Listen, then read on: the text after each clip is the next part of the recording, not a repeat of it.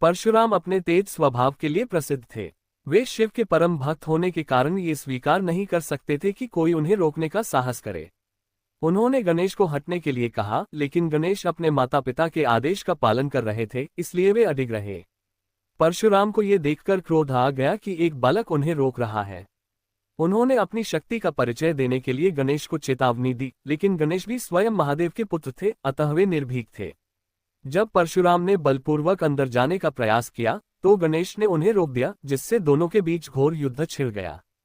गणेश और परशुराम दोनों ही अत्यंत शक्तिशाली थे।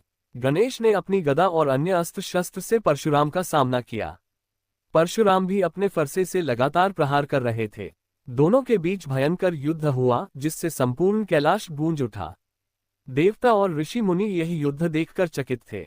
भगवान गणेश के पराक्रम के आगे परशुराम भी संघर्षरत हो गए, लेकिन उन्होंने शिवजी द्वारा प्राप्त अपने विशेष परशु का प्रयोग करने का निश्चय किया।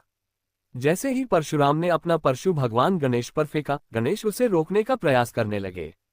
परंतु ये परशु स्वयं भगवान शिव द्वारा दिया गया था, इसलिए गणेश ने अपने पिता के सम्मान में इसे सहर्ष स्वीकार कर लिया।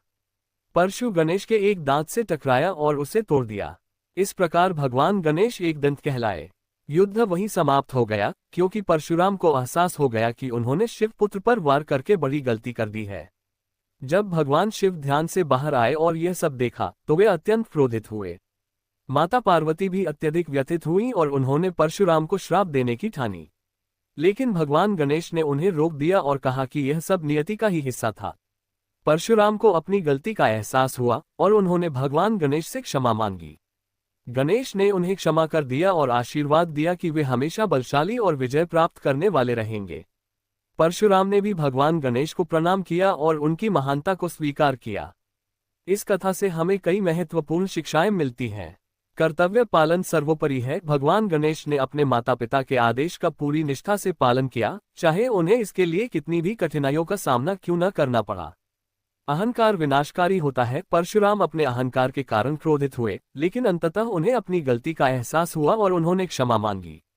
शक्ति के साथ क्षमा भी आवश्यक है। गणेश ने युद्ध में परशुराम को पराजित करने के बावजूद उन्हें क्षमा कर दिया, जिससे उनकी महानता सिद्ध होती है। परशु के सम्मान की रक्षा गणेश ने अपने पिता द्वारा दिए गए अस्त्र का सम्मान किया और उसका वार सहन किया, जिससे उनके प्रति उनकी श्रद्धा प्रकट होती है। भगवान गणेश और परशुराम के युद्ध की यह कथा हमें धर्म, कर्तव्य, संयम और शक्ति का सही उपयोग करने की सीख देती है।